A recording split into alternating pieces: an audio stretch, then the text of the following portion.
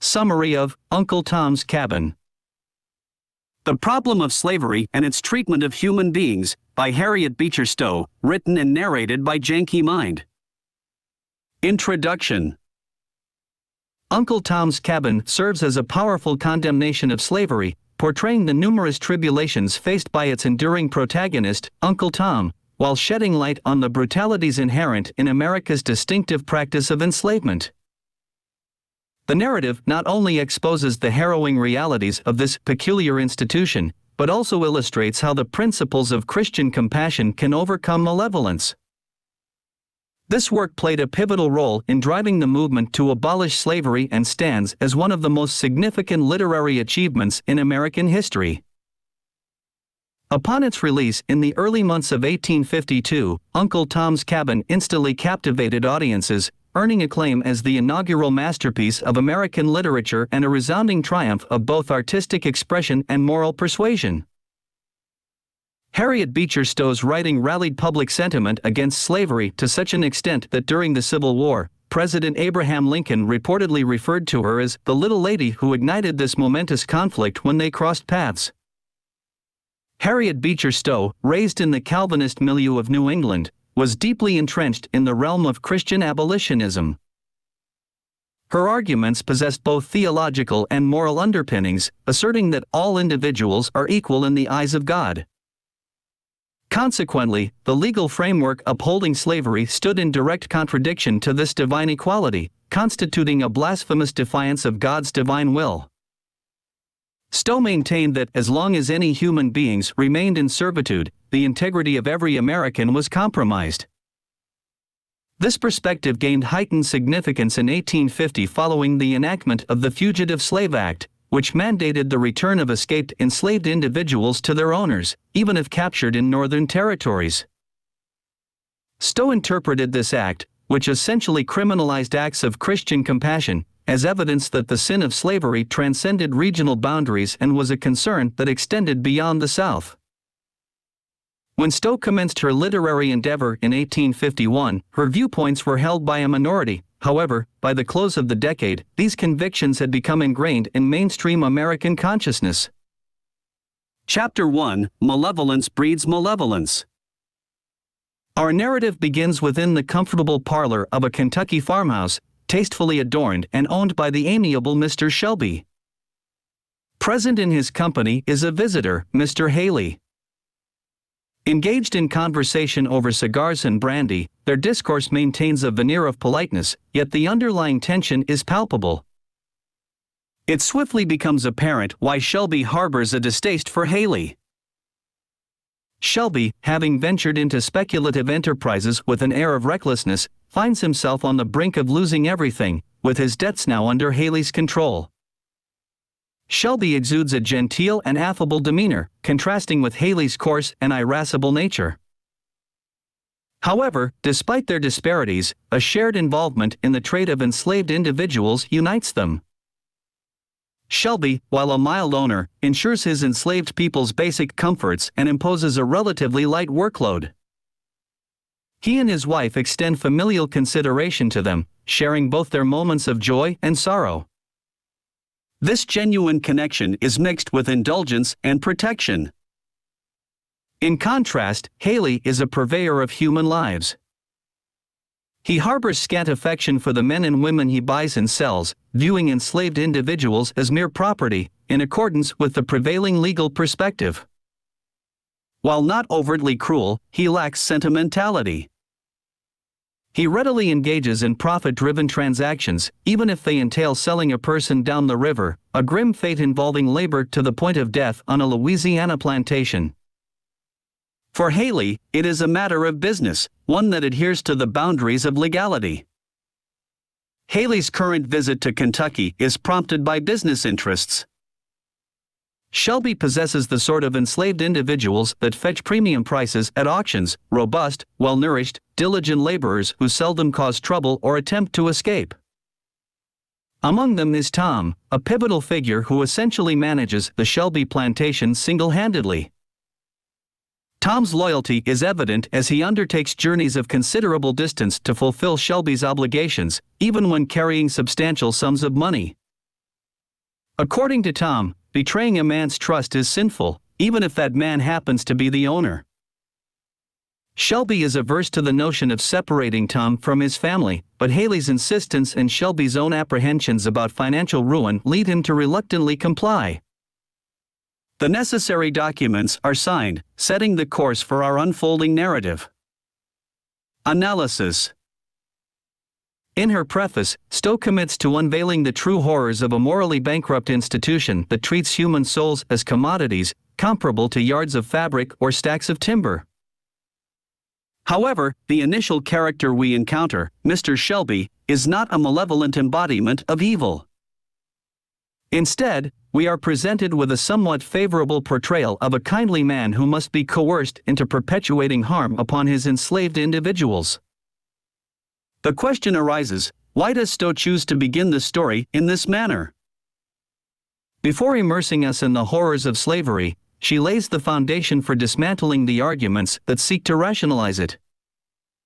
Proponents of slavery often painted it as a benevolent arrangement, casting owners as enlightened paternal figures guiding the supposedly childlike African race. Similar to how children benefit from the guidance of guardians, these proponents argued that enslaved people were elevated through their masters' benevolent oversight. Shelby's character is artfully crafted to undermine this racially biased justification. While Stowe acknowledges the existence of genuinely Christian slaveholders, she does so to demonstrate that evil thrives within any manifestation of slavery. The plight of even the most compassionate owner, as exemplified by Shelby's circumstances, can lead to those under his dominion exchanging a life of relative comfort and indulgence for one characterized by despondent suffering and ceaseless toil. As long as this potential for degradation persists, even the most seemingly regulated forms of slavery inevitably culminate in the most abhorrent of horrors. Chapter 2: Tom's Fate. Tom, a tall and robust man in his later years, has earned the honorary title of uncle, a term of respect for esteemed elder men in the Southern tradition. His countenance exudes an open and sensible demeanor, accompanied by a kind expression. A diligent and versatile worker, Tom can skillfully undertake a wide array of tasks. His dwelling is a rustic log cabin adorned with vibrant scarlet begonias and untamed wild roses. Just outside, a meticulously maintained garden thrives with flourishing strawberries, squashes, and assorted produce, a testament to Tom's assiduous efforts in tending, watering, and cultivating. Within this domestic realm, Chloe, Tom's wife, reigns as the mistress of order and cleanliness. Revered as the finest cook in the entire county, her renowned culinary creations permeate the air upon entering. The table is adorned with a spread of cornbread and a hearty pork knuckle stew, slow-cooked to perfection. Meanwhile, Tom sits in his armchair, a leather-bound Bible resting on his lap. With deliberate care, he reads aloud, painstakingly sounding out the words as he was taught by young Master George, Shelby's 13-year-old son. Amid one of these tranquil evenings, a sudden knock echoes on the door. Eliza, Mrs. Shelby's maidservant, stands at the threshold, bearing distressing tidings. Eavesdropping on Shelby and Haley's conversation, Eliza has learned of the impending sale of Tom and several other enslaved individuals, including her 4-year-old son, scheduled for the following day. Fueled by a determination for freedom, Eliza plans to escape to Canada with her son and implores Tom to join her. His wife, Chloe, echoes Eliza's plea. However, Tom steadfastly resolves to remain. Tom is acutely aware that should his most prized acquisition escape, Haley, driven by malice, would retaliate by causing Shelby financial ruin and forcibly removing every enslaved person from the plantation. Thus, Tom, while bidding Eliza farewell, closes the door and returns to his armchair, bracing himself for Haley's impending arrival. Analysis. Critics of Stowe's work often hone in on Tom's seemingly passive disposition, a trait that some argue denies him the agency typically associated with a conventional hero. For certain critics, Stowe's portrayal of Tom is perceived as imbued with racial stereotypes, reducing him to a collection of clichés surrounding black submissiveness. This perspective has gained such influence that the term Uncle Tom has been repurposed derogatorily to describe a black man seen as overly deferential to white individuals. While Stowe's personal biases may have subtly influenced her depiction of Tom, his motivations are not solely attributable to his ancestry. Instead, his unwavering faith serves as the pivotal factor. Tom's decision not to take action in this particular scene transcends mere loyalty to a white master. It is driven by his desire to safeguard his fellow oppressed individuals, including his own wife and children. This act echoes a recurring theme where Tom assumes a Christ-like role, willingly sacrificing himself to secure the well-being of others. Chapter 3: The River Trade. Tom departs from the Shelby estate in Haley's carriage. As he looks back, the last friendly face he sees is that of young George, who pledges to locate Tom and bring him back. The carriage sets off, and George runs alongside for a while, making his heartfelt promise. Haley loads his newly acquired individuals onto a paddle steamer that will navigate the Ohio River to the west and eventually join the Mississippi, heading southward toward the port of New Orleans. The enslaved men and women are confined below deck, while Haley and other white passengers occupy the upper cabin on this journey. Amid a gathered crowd, Haley stands near a clergyman who expounds on the scripture's supposed endorsement of the subjugation of the African race. Quoting from the Old Testament, the clergyman claims that Providence designated the African race to be servants, citing the curse of Canaan. When asked to elucidate, he asserts that God ordained this race for bondage long ago, and it's the duty of white Christians to uphold the institution of slavery as divinely ordained. Turning our attention away from the misguided clergyman, we peer below deck. Tom perches on a bale of cotton, thoughts consumed by his distant home. While he possesses the ability to read, writing remains beyond his reach, making communication with Chloe and the children impossible. With each passing mile, the chasm of separation grows wider. Tom wipes his tears and turns to the Bible in his lap, reciting haltingly, "Let not your heart be troubled, in my Father's house are many mansions. I go to prepare a place for you." On the ship's deck, Haley attends to business. A farmer who plans to disembark at the next stop expresses interest in a young boy in Haley's possession. An agreement is struck, and the deal is sealed. Just before docking, Haley covertly removes the child from his sleeping mother's arms and hands him over. By the time she awakens, the boat has moved a dozen miles downriver. A flash of wild despair crosses her eyes upon realizing what has occurred, but she remains silent. During the following night, Tom hears a loud splash, followed by an eerie silence.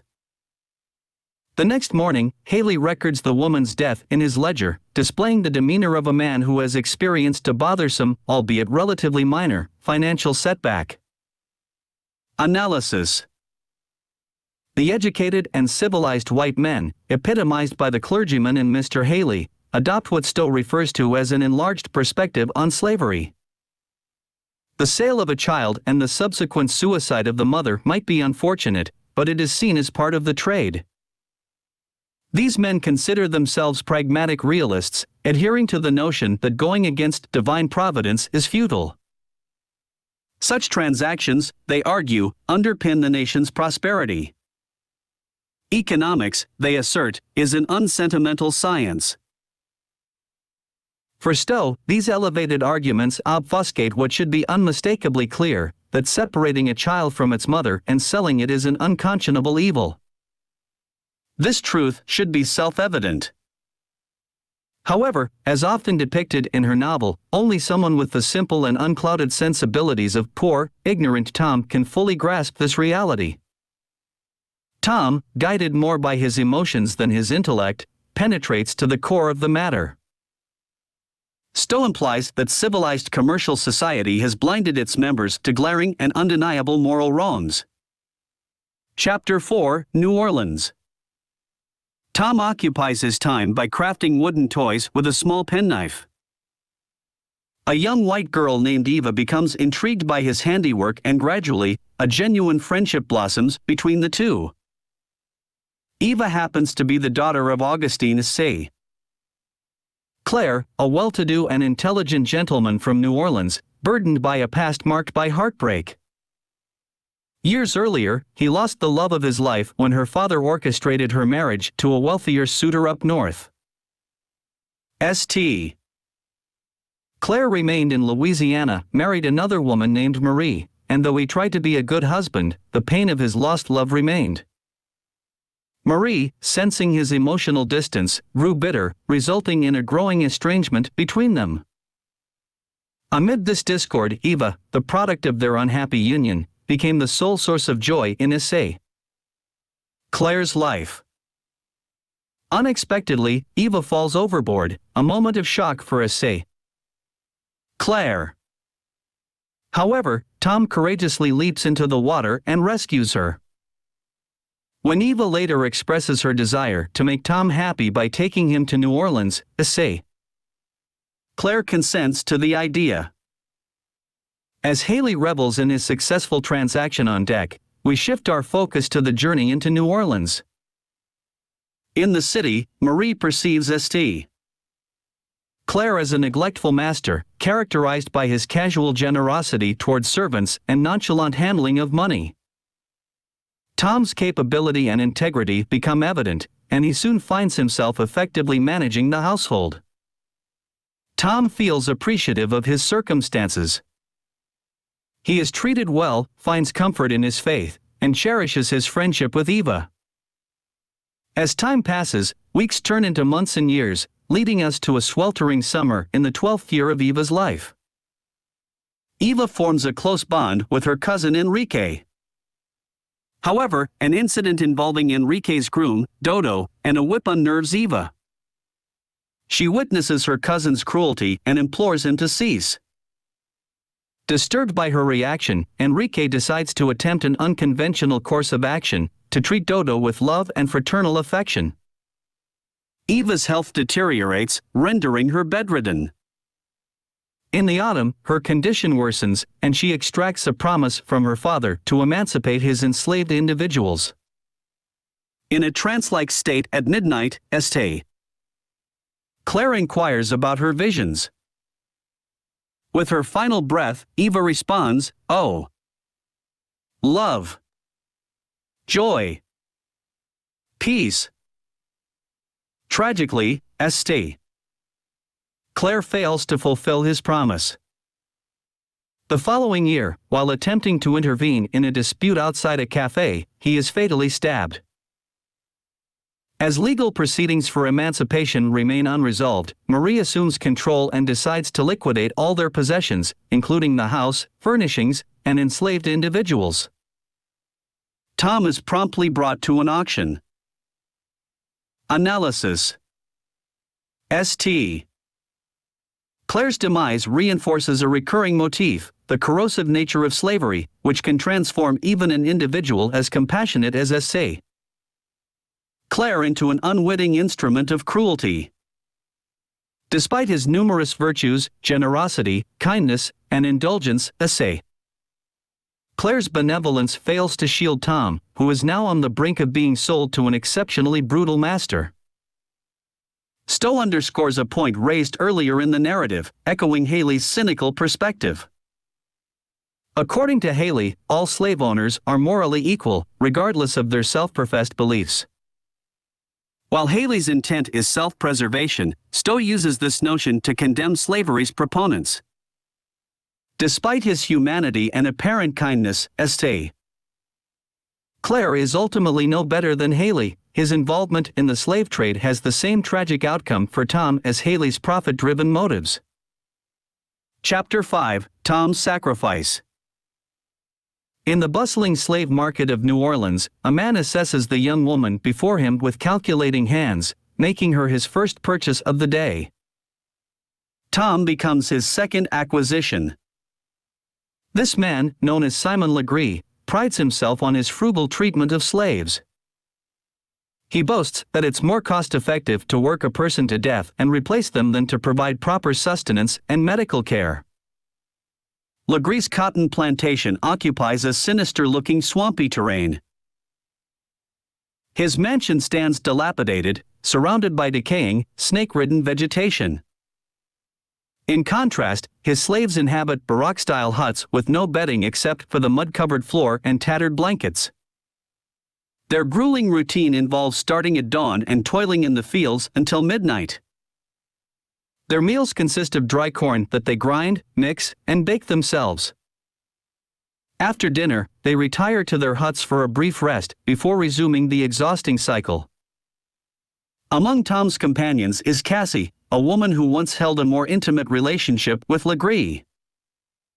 She was cast into the fields when Legree grew tired of her, making way for Emmeline, the woman recently purchased alongside Tom. Cassie cautions Tom against challenging Legree, emphasizing that anyone who defies him meets a grim fate. Nevertheless, Tom dares to resist Legree's authority.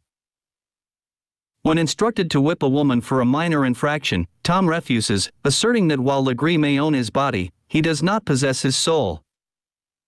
Tom's refusal earns him a brutal beating, the first of many. Weakened, battered, and starved, Tom grapples with feelings of abandonment by God. His prayers appear to fall on deaf ears, echoing into an empty void. A glimmer of hope pierces his despair one night as he shivers beneath his flea-infested blanket. A vision of Christ materializes before him, offering reassurance of his place in heaven. This spiritual encounter revitalizes Tom's resolve for a final act of courageous defiance. Cassie, bereft of hope for justice, decides to take matters into her own hands by drugging Legree's brandy. Legree succumbs to unconsciousness, but Cassie lacks the strength to enact her original plan, to kill her master with an axe. Tom steadfastly refuses to assist, unwilling to be tempted into wrongdoing. Instead, he advises Cassie to take Emmeline and hide in Legree's attic. Legree will presume they have fled and send a search party. Once they return empty-handed, Cassie and Emmeline can seize the opportunity to escape to Canada. Upon awakening, Legree discovers his concubine's escape and subjects Tom to 2 days of torture, yet Tom remains resolute and silent. His only uttered words are, "I forgive you." Legree condemns Tom to die in a squalid hut. Master George, now inheriting the Shelby plantation, eventually locates his old friend, Tom. George had never ceased searching for Tom, and now he can finally bring him back to Kentucky. Tom, however, deems it too late for such a reunion, expressing his belief that the Lord is guiding him to a better place. As Tom nears his passing, he implores George to assure his wife and children that he met his end peacefully. Back at the Shelby estate, George grants certificates of freedom to the enslaved individuals he inherited from his father. He instructs them to remember Tom, recounting his vow to never own another human being, made at Tom's deathbed. Analysis. The question of whether Tom qualifies as a hero sparks debate among critics. Some argue that a heroic figure would actively resist, yet Tom's actions align with his author's Christian theology. Legree, embodying a devilish presence, serves as a trap. His malevolence tempts others to respond in kind, perpetuating a cycle of sin. Tom refrains from fighting back because, in his perspective, Legree merely has legal ownership of a slave's body, not his soul. Taking Legree's life would entail succumbing to evil's influence, ultimately leading Tom to surrender his eternal soul to the devil. Summary. Harriet Beecher Stowe's Uncle Tom's Cabin stands as a novel with unparalleled impact in reshaping perspectives on a core ethical dilemma. While Stowe's depiction of black characters has been rightfully scrutinized by critics, her work retains its status as an immensely powerful exploration of slavery's complexities and horrors. The novel's enduring influence has undeniably contributed to its status as a profoundly compelling narrative on this critical issue. This audiobook summary was brought to you by Janky Mind. We hope you enjoyed it.